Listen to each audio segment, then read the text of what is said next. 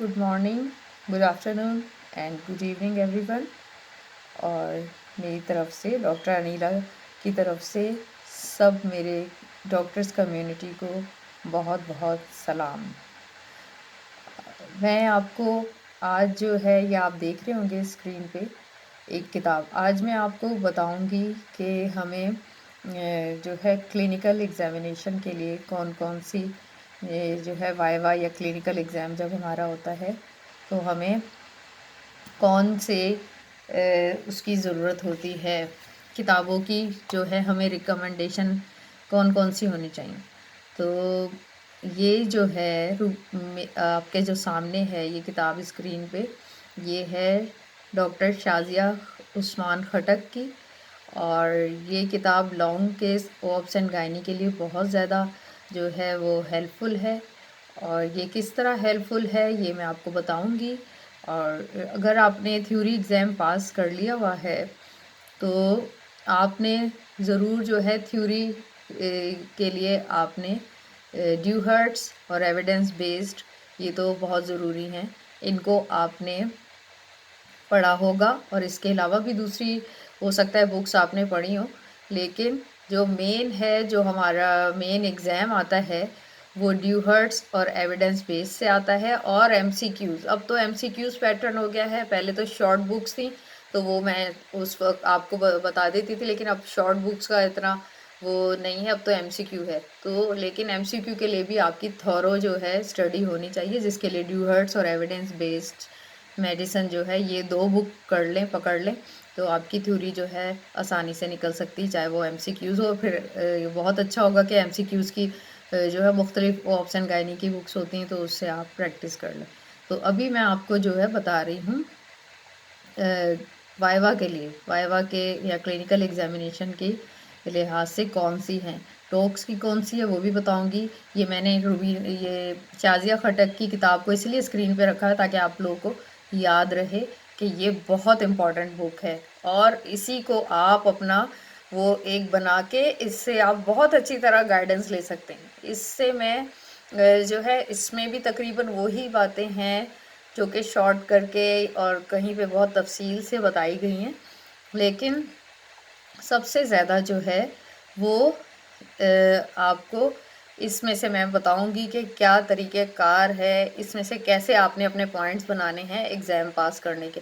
तो बाकी टॉक्स के लिए जो है सबसे ज़्यादा रुबीना सुहेल और मरियम, बस ये दो किताबें आप टॉक्स के लिए रख लें। रुबीना सुहेल और मरियम, आपका यूं फटाफट टॉक्स निकल जाएगा।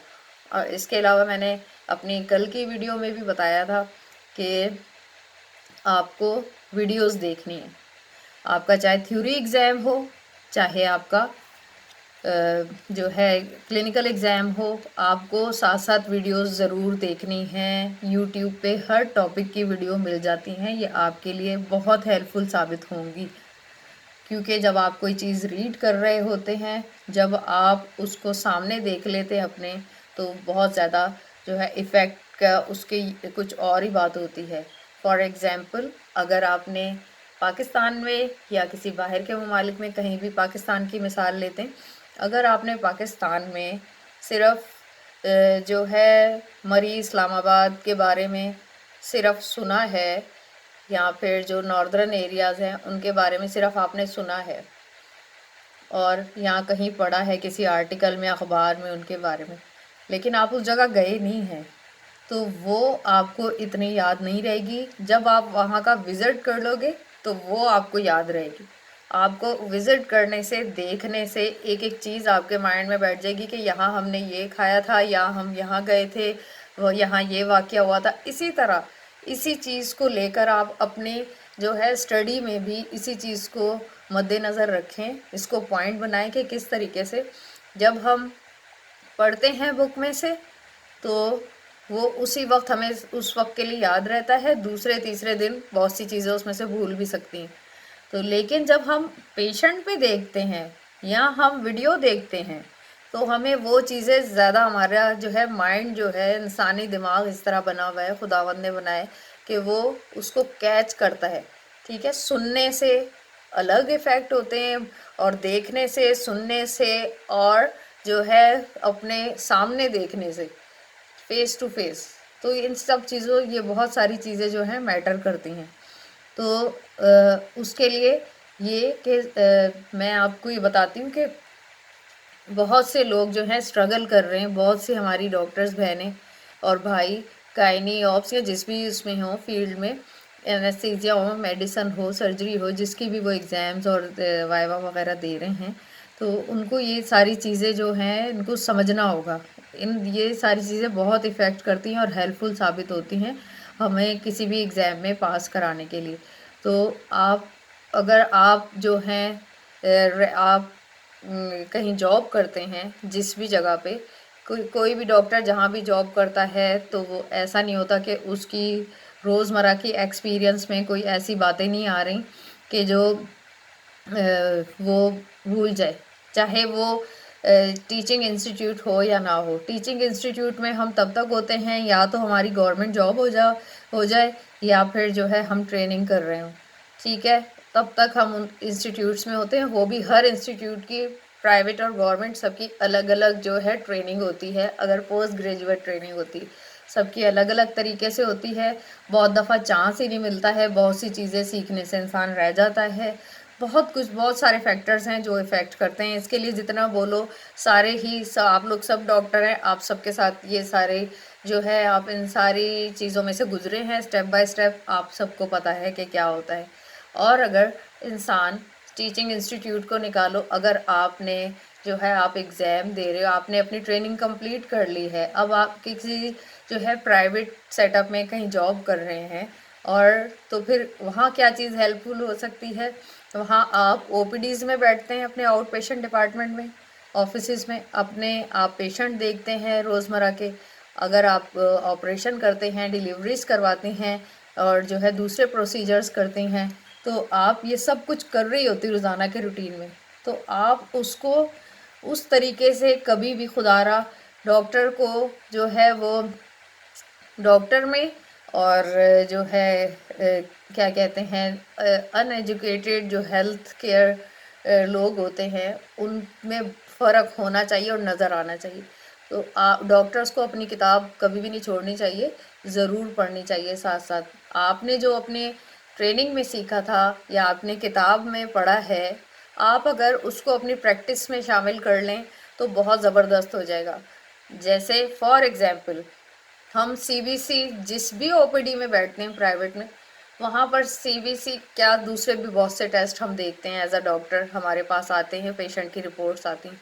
तो अगर आप सीबीसी, सिर्फ एक सीबीसी की जो कंप्लीट ब्लड काउंट या कंप्लीट ब्लड पिक्चर है, अगर आप उसकी रिपोर्ट में ही देख लें, तो आपका वाइवा जो है इतने क्वेश्चन, और जो इन बातों पे गौर नहीं करता अपनी प्राइवेट प्रैक्टिस में, वो ही फंसता है वाइवा में। क्योंकि हमारा प्राइवेट प्रैक्टिस में इतने इतने पेशेंट, हमारे मुल्क में बहुत ज़्यादा पॉपुलेशन है, एक डॉक्टर के ऊपर इतना बर्डन होता है, वो सिर्फ एचबी, प्लेटिलेट, अगर पेशेंट को कुछ इन्फेक्शन या वो है तो टीएलसी ज़्यादा से ज़्यादा देख लिया। अब उसको आगे जो है ये सारी चीज़ों का हमारे माइंड में भी नहीं आता, क्योंकि हमारे सर पे इतने मरीज़ होते हैं कि हमारे माइंड में भी नहीं आता कि हमने इसका हेमाटोक्रेट भी देखना है, और इसके जो है हमने इसकी और भी जो एचबी में जो सीबीसी में चीज़ें हैं वो भी देखनी है, और जो है वो हमें किस तरीके से देखनी है। हमें पूरा जो सीबीसी का है कि हमने उसमें एमसीवी, एमसीएचसी और ये सब देखने, इनके आपने याद करने हैं यूनिट। जब भी आपके हाथ में सीबीसी की रिपोर्ट आए तो आपने यूनिट्स याद करने हैं कि क्या लिखा हुआ है, ग्राम पर डेसीलीटर है या फंटोलीटर है, ये आप अपना रूटीन बना लें। मेरी भी पहले रूटीन नहीं थी, लेकिन जब मैंने एग्ज़ाम की तैयारी के लिए, जब मैंने इसको अपनी रूटीन बनाया इसको पढ़ने के लिए, कि तो मैं क्या बताऊं कि बहुत मुझे फ़ायदा हुआ। और जो है मैं अभी भी खुदा के बाद मैं अपनी उस टीचर की, जिसकी मैंने सिर्फ मुश्किल से 1 माह ऑनलाइन क्लासेस अटेंड की, और वो भी इतने कम पैसों में। उससे पहले मैंने कितने ही जो है दूसरे एमआरसीओजी के एग्ज़ाम वगैरह के लिए मैंने कितनी कितनी जो है भारी कीमत ट्यूशन की अदा की, लेकिन मैंने इनकी सिर्फ़ और सिर्फ वो इतनी अच्छी हैं और उनकी मैंने सिर्फ जो है चंद क्लासेस उनकी ली, तो मैंने उनका मैंने जो पैटर्न है ना वो समझ लिया कि उनका वो पैटर्न क्या है समझाने का, और वो क्लिक कर गया। उनका तरीक़ेकार बहुत अच्छा है गाइडेंस का, जिसकी वजह से जो है मेरी बहुत ज़्यादा हेल्प हुई कि मैं किस तरीके से अपने एग्ज़ाम की तैयारी करूं।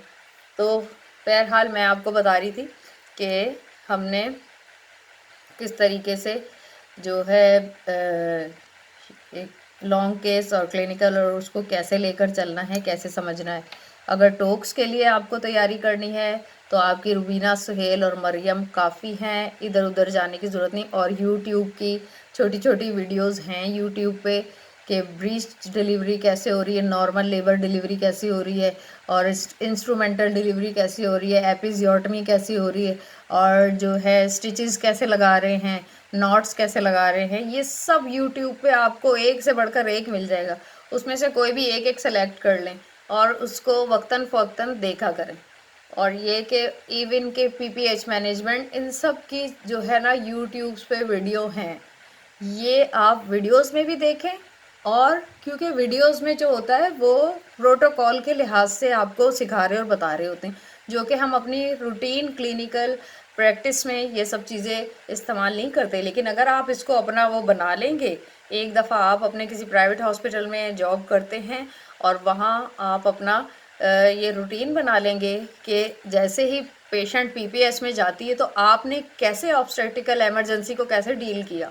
अगर आपके प्रोटोकॉल में आपके रिफ्लेक्सेस बने हुए होंगे, आपको कोई मुश्किल नहीं होगी, ना आपको उसमें वाइवा में बताते हुए कोई मुश्किल होगी, और ना ही आपको उसमें जो है थ्योरी में एमसीक्यू को करेक्ट करते हुए मुश्किल होगी। अगर आप अपना रूटीन बना लें कि आपने जो पढ़ा है प्रोटोकॉल के मुताबिक अच्छी बुक से, और या तो जो है वो आप उसको फॉलो करेंगे। तो इसी तरीके से जो है मेरा एक मुझसे जो है हाँ मुझसे क्या क्वेश्चन किया था, मुझे याद आया कि अगर ड्यूरिंग सिजेरियन सेक्शन जो है उसमें अगर आपसे ब्लैडर ओपन हो जाता है तो आपने उसको कैसे मैनेज करना है, और कौन सा स्टिच लगेगा, और कितनी लेयर में होगा, और वो आपने बाद में कितने दिन तक कैथेटर रखना है। और ये तो हमारी रूटीन में थी ये बातें, ठीक है। यहाँ मैं ये बता दूं कि ये नहीं कि हमने जो है बहुत हमसे वो हो गए। कभी कभी जो प्रीवियस 3 और 4 सी सेक्शन होते हैं वो इतने ज़्यादा जो है वो स्टिक होते हैं, ढेर होते हैं कि आप अगर आपको कोई चारा ही नहीं होता है, आप जब ओपन करते हैं, बेबी आउट करते हैं, सब कुछ यूट्रस वगैरह सब कुछ इतनी एडिशंस होती हैं कि ये ब्लैडर कभी ओपन हो सकता है। और चूँकि ये मैंने अपनी प्रैक्टिस में देखा था और किया था उसको, तो मुझे इसका जवाब फ़ौरन मैंने दे दिया धड़ाधड़, क्योंकि ये मेरी रूटीन प्रैक्टिस थी। मैंने कहा इतना आसान सवाल किया है, जबकि अगर किसी ने किया नहीं होगा उसको इस सवाल का जवाब ही नहीं आएगा। तो हमेशा जो है आपको सीखने को मिलता है जब आप जो है प्रैक्टिस करते हैं। आप जो हो खुद जो है अपने हाथ से कोई काम कर रहे हैं तो आपको सीखने को मिलता है। तो बहुत ही अच्छा हो गया था वो। तो फिर ये है कि इस तरह के सवाल जो आप अपनी रूटीन उसमें करते हैं, मैनेजमेंट करते हैं, अगर आप उसी को ठीक कर लें, ठीक है। तो मैंने ये शुरू कर दिया था कि सीबीसी की रिपोर्ट में फिर जो एग्ज़ाम की तैयारी भी हो रही थी और जॉब भी थी साथ साथ, तो मैं जब अपनी सीबीसी की रिपोर्ट पेशेंट की देखती थी तो मैं उसके फंटोलीटर और जो है एमसीवी और एमसीएचसी, ये सारे जो है मैं रूटीन मैंने अपनी आहिस्ता आहिस्ता थोड़ी बना ली। बहुत ज़्यादा भी नहीं स्ट्रिक्ट बनाई थी, लेकिन मेरे को ये चीज़ें हो चुकी थी जहन में कि ये भी देखते हैं, ये भी देखना होता है, फंटोलीटर वगैरह देखें, ये भी हम देख लें एक नज़र तो अच्छी बात है। और जो है अगर पेशेंट का जो एचबी वो सही नहीं है तो सेरम फेरेटिन जो है वो करवाएंगे, ये देखने के लिए कि इसको कौन से टाइप का एनीमिया। मतलब ये चीज़ें याद कर ली थी। फिर अब मैं आपको जो है अब आप देखिए कि कौन कौन सी बुक मैं लिख कर भी बताती हूँ ताकि आपके ज़हन नशीन रहे। तो यहाँ आ जाए, बुक्स कौन सी आपने देखनी है।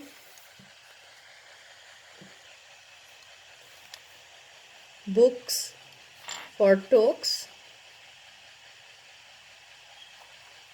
एंड क्लिनिकल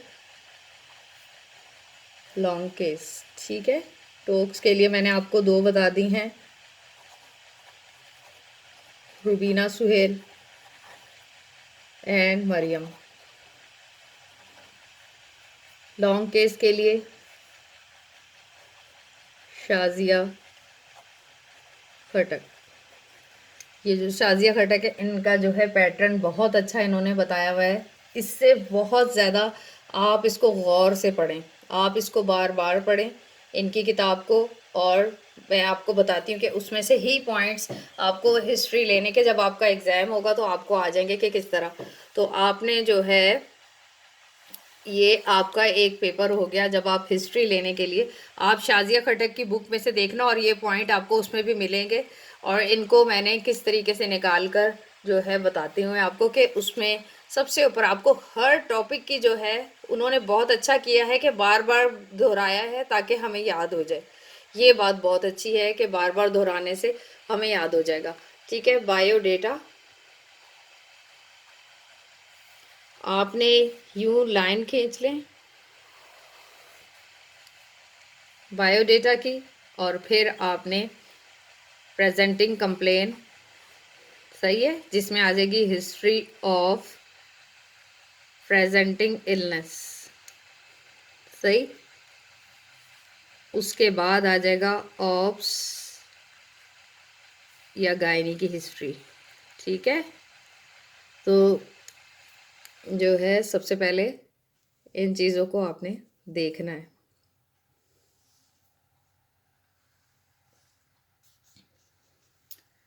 और ऑप्स एंड गायनी के बाद आपने मेडिकल हिस्ट्री, ठीक है, surgical history, personal history,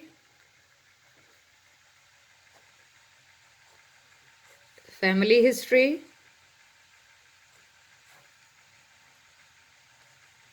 socio economic history.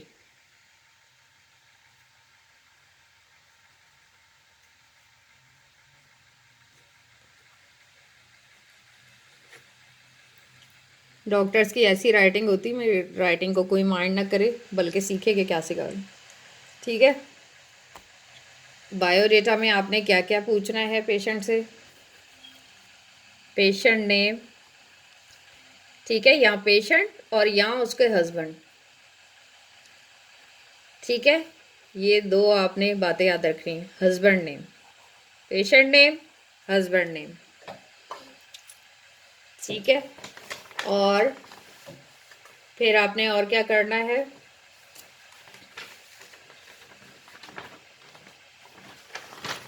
Patient name, husband name, और पेशेंट एज, हस्बैंड एज,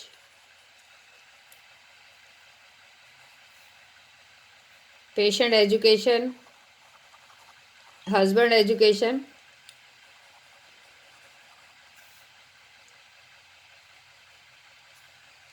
ठीक है, patient occupation, husband occupation. Blood group आपने बायोडेटा में पूछना है, बहुत ज़रूरी, ब्लड ग्रुप। और फिर आपने जो है पेशेंट की जो है ये मैरिड फोर, ठीक है, कितने ईयर्स हो गए हैं शादी को। मैरिड फोर में हम ये पूछते हैं ताकि हमें पता चल जाए कि पेशेंट के काफ़ी हमें अंदाज़ा हो जाता है। ठीक है, और इससे पहले हम ग्रेविडा और पैरा और एबॉर्शन पूछेंगे। ठीक है, आप रुबीना खटक के देखते जाइएगा कि यही सारे पॉइंट हैं जो कि उन्होंने मेंशन किए हुए हैं। तो ग्रेविडा, पैरा और abortion, married for, last born child, ठीक है, कितने उसकी ग्रेविडा है, कौन सी प्रेगनेंसी होती है ग्रेविडा, और कितनी डिलीवरीज या जो है पैरा है वो, यानी आफ्टर 20 to 24 जो है वो पैरा में आ जाता है। तो अगर बेबी डेथ भी हो चुका है तो वो पैरा में आएगा, और अगर उससे पहले वो एबॉर्शन में आएगा। ठीक है। 20 वीक्स या उससे जितने पहले थे वो सब एबॉर्शन में आ जाएंगे, कितने भी बेबी उसके एबॉर्ट हुए। तो लिखने का सबको तरीका पता है कि किस तरीके से हम करते हैं। अगर ग्रेविडा 3 है, पैरा 2 है, सही है, और एबॉर्शन 0 है, कोई एबॉर्शन नहीं, इस तरीके से लिखने का तरीका होता है। फिर आपने उसका लास्ट जो चाइल्ड बॉर्न हुआ है वो देखना है, और फिर देखना है कि उसकी सारी एसवीडीज हुई हैं, या उसके एलएससीएस हुआ है कोई, या उसका वी बैक है कोई, नॉर्मल आफ्टर सीजर जो है उसका कोई हुआ है नॉर्मल डिलीवरी, ये सब देखनी है। ठीक है। फिर एलएमपी को कभी नहीं भूलना, एलएमपी उसकी क्या है पेशेंट की, और ईडीडी अगर ओप्स का पेशेंट है तो ईडीडी, ये आपने ऊपर ही जो है पेज के जहाँ बायोडेटा लेना है पेशेंट का, ये आपने बायोडेटा वाले कॉलम में ही ये सारी चीज़ें आपने अपने एक पेपर पे जल्दी जल्दी, उस वक्त इतना टाइम नहीं होता हमारे पास, हमने जल्दी जल्दी ये सारी चीज़ें पेशेंट से पूछनी होती हैं। ठीक है। और इसके अलावा जो है आपने क्या करना होता है, ये सारे सवाल आपने पेशेंट के जैसे ही हिस्ट्री लेना शुरू की है, ये सारे सवाल आप पेशेंट से उसी वक्त करेंगी। ठीक है। और इसमें एक और मैं शामिल कर देती हूँ कि आपने जो है रेजिडेंस ऑफ उसका एड्रेस, सही, ये सारे पूछना है। और जो है आपने क्या करना है, बायोडेटा में पेशेंट का नाम पूछना क्यों ज़रूरी होता है, आज ये वीडियो में सिर्फ बायोडेटा बताऊंगी। ठीक है। ताकि आपको जो है वो याद रहे कि किस वजह से ये पूछ रहे हैं। सही है। पेशेंट का नेम, हर किसी की आइडेंटिटी होती है, वो लाजमी हमें पता होना चाहिए। हस्बैंड नेम पता होना चाहिए। ठीक है। उसके अलावा एज, बहुत सी कंडीशन एज से रिलेटेड होती हैं।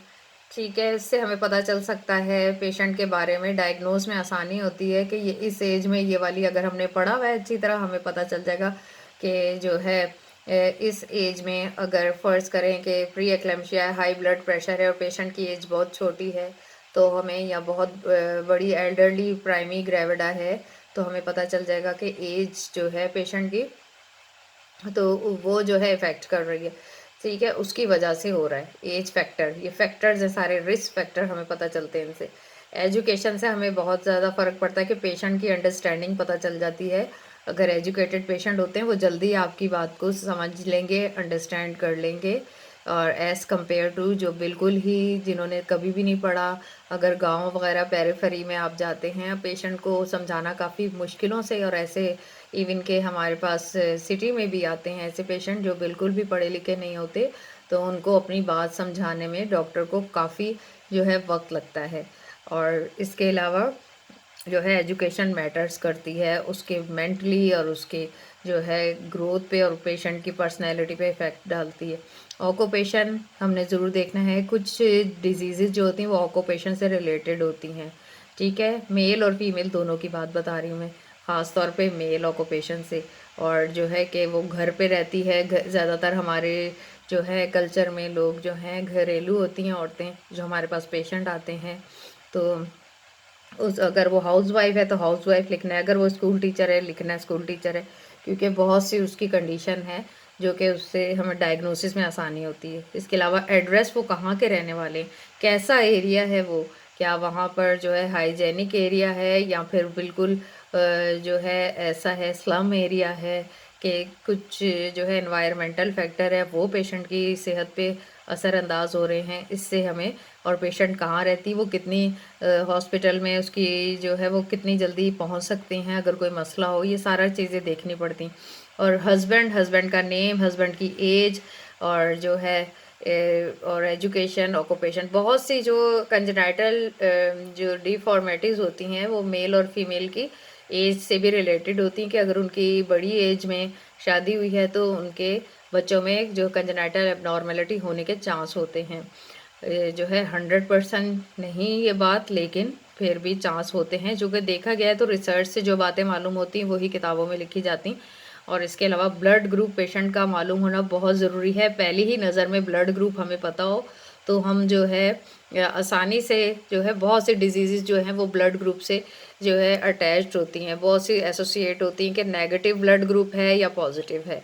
ठीक है, फ़र्ज़ करें अगर नेगेटिव पेशेंट का ग्रुप है, तो उसके जैसे हमारे ज़हन में फ़ौरन आता है कि आरएच इनकम्पेबिलिटी का मसला ना हो, कोई उसका एबीओ ब्लड ग्रुप जो है वो ना कोई मसला कर रहा हो इसमें, ठीक है? तो हमें ब्लड ग्रुप से बहुत कुछ, और पेशेंट ने जो है अगर पेशेंट का नेगेटिव ब्लड ग्रुप है और वो ग्रेविडास 3 या 4 है, तो हमें उससे ये हिस्ट्री भी लेनी कि आपको जो है प्रीवियस प्रेगनेंसी में कोई इंजेक्शन महंगा वाला लगा था, ठीक है?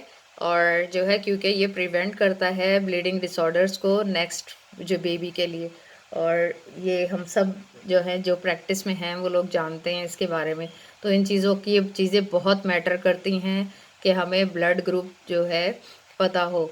और इसके अलावा जो है बल्कि अगर मैं एक पॉइंट यहाँ पर बोलूँगी कि अगर आपको हस्बैंड का भी ब्लड ग्रुप पता हो, बेशक आप अपने हिस्ट्री के पॉइंट में ना भी बताएं, लेकिन आप पेशेंट से पूछें। अगर पेशेंट को कभी कभी पढ़े लिखे पेशेंट होते हैं तो उनको पता होता है कि नेगेटिव ब्लड ग्रुप है तो हस्बैंड का पॉजिटिव था या नेगेटिव था, क्योंकि अगर एक जैसा ब्लड ग्रुप था तो पेशेंट को जो है वो इंजेक्शन नहीं लगता एंटी-डी का। तो ये ब्लड ग्रुप बहुत ज़्यादा इम्पॉर्टेंट है, जब भी इसको अलग से दूसरी इन्वेस्टिगेशन के मुकाबले में ये बात हम पेशेंट से पूछते हैं और हम लिख लेते हैं।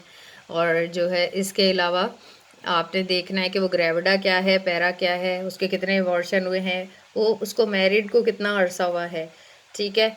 और एक और पॉइंट यहाँ पे जो है आप ऐड कर लें कि लिविंग टुगेदर और नॉट, ठीक है? कुछ लोग जो है डाइवोर्स भी होते हैं, विडो भी हो सकती हैं, और कुछ जो है कुछ डिजीज़ जो होती हैं, ख़ास तौर पे गायनी की हिस्ट्री जब लेंगे ना तो लिविंग टुगेदर वाली हिस्ट्री आपने ज़रूर लेनी है,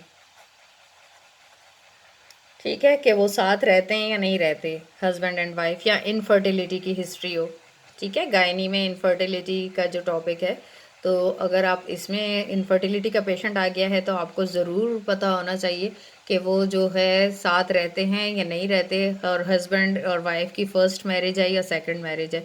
इससे भी बहुत सारी डिजीज़ का भी जो है वो एसोसिएशन होती है, तो आपने ये सब देखना है। फिर एसवीडी या एलएससीएस क्या हुआ था, उसका नॉर्मल सिंपल वजाइनल डिलीवरी थी, या एनवीडी या एसवीडी कहते हैं, या नॉर्मल वजाइनल डिलीवरी थी, या एलएससीएस कितने उसके ऑपरेशन हो चुके हैं, एक हुआ है, दो हुआ है, कितने हुए ये देखना है। और फिर उसकी लास्ट मेंस्ट्रुअल पीरियड, ये उसके एलएमपी का मतलब लास्ट मेंस्ट्रुअल पीरियड आपको ज़रूर याद होनी चाहिए।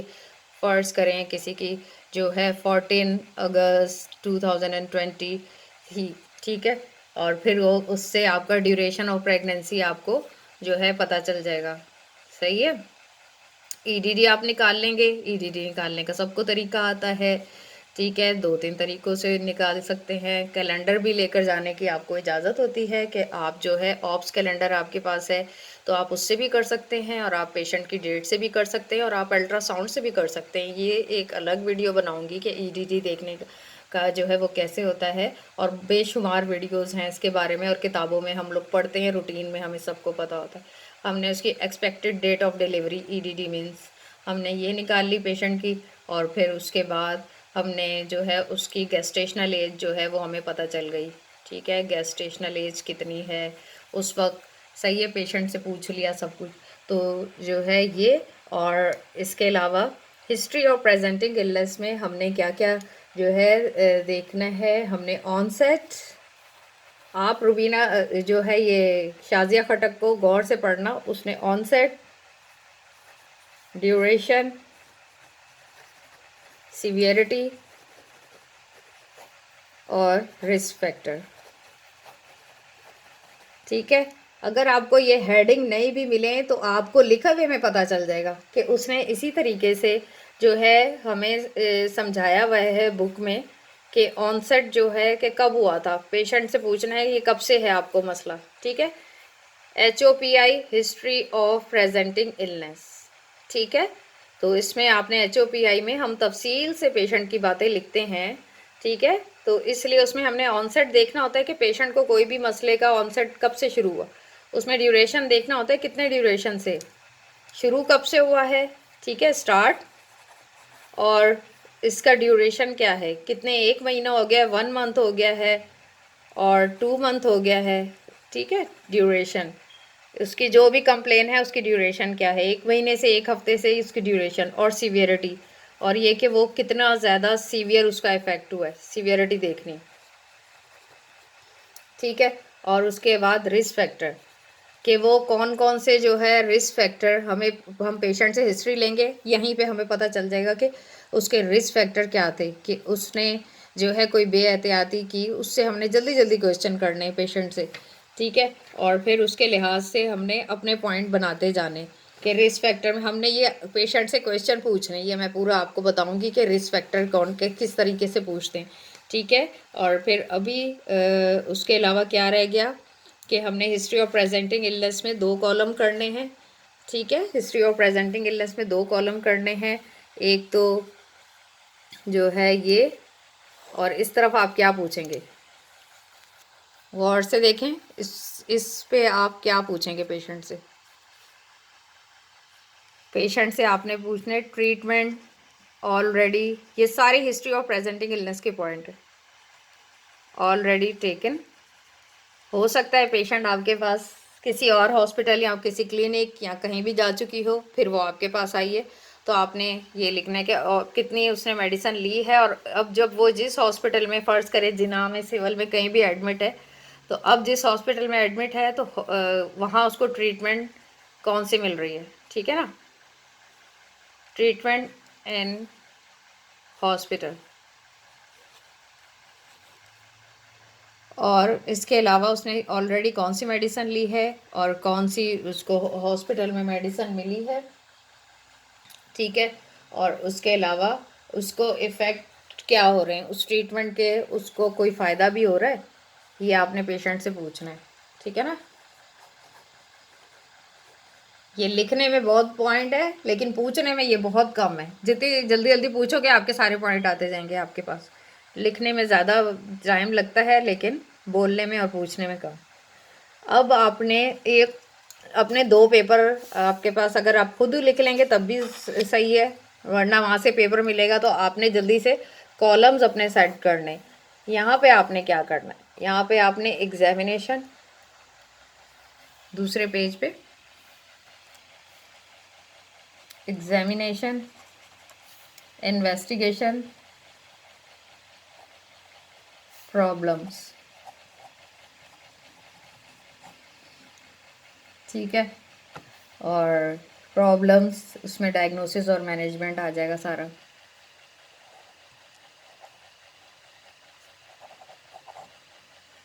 ठीक है, डायग्नोसिस और मैनेजमेंट आ जाएगा, ये आपके दूसरे पेज पर आ जाएंगी ये चीज़ें पूछने के लिए पेशेंट से।